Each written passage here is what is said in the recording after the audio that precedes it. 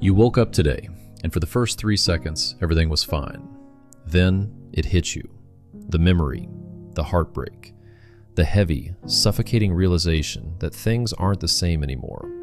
Your chest feels hollow, your room feels like a prison, and the only thing your brain wants to do is reach for that phone. It wants to check their status. It wants to scroll through TikTok until the numbness takes over.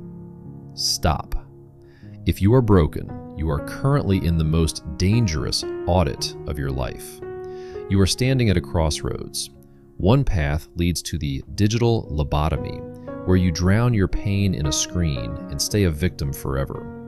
The other path, the architect's path, uses this pain to rebuild a version of you that can never be broken again. Today, we aren't going to talk about getting over it.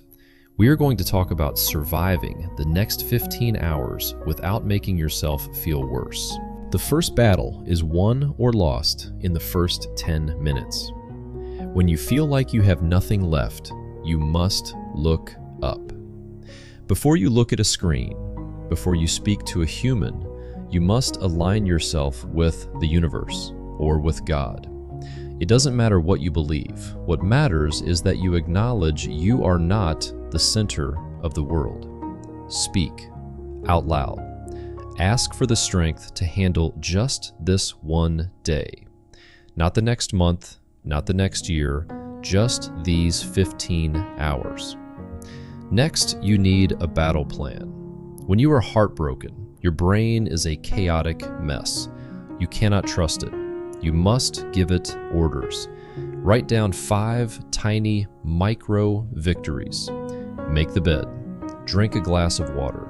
Stand in the sun for 5 minutes. Eat 1 real meal. Do 10 push-ups. When you mark these off, you aren't just doing chores. You are reclaiming territory from the darkness. You are proving that despite the pain, you are still the architect of your own movements. The greatest trap of heartbreak is isolation. Your mind will tell you to rot in your room. It will tell you that the world is moving on without you. Do not listen. Your task for the afternoon is presence. You don't need to go to a party. You don't need to fake a smile. Just go where there are people. Sit in a park. Buy a coffee. Look at the cashier and say, "Thank you. Have a good day." These small human interactions are anchors. They keep you from drifting into the void of your own thoughts. Scrolling is digital self-harm. Every time you see a happy couple or a perfect life on your screen, you are pouring salt into a wound that hasn't even begun to scab. Put the phone in a drawer. If you feel the urge to call them, call your mother, call your brother, call a friend you haven't spoken to in months. Listen to a voice that loves you. Remind your nervous system what safety feels like. You are not alone, even if the person you wanted isn't there. As the sun goes down, the pain will try to return. This is the biological tax of being human. Your energy is low and your defenses are down. This is where most people fail. They return to the screen. They return to the memories. The architect does not. 1 hour before you sleep, the phone dies. No exceptions. This is the no phone zone. If you can't sleep, read. If you can't read, write. Write down every angry, sad, and pathetic thought in your head until the ink runs dry.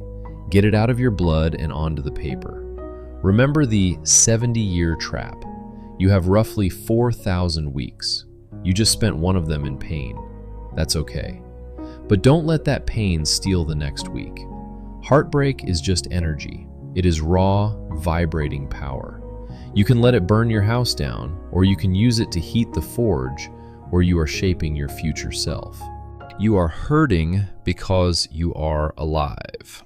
You are hurting because you dared to care in a world that tries to make everyone numb. But the healing doesn't happen in the quote-unquote big moments. It happens in the choice to make your bed when you want to cry.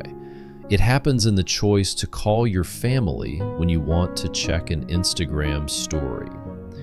If you made it to the end of this video, you have already won the first battle of the day. Comment the word HEAL below.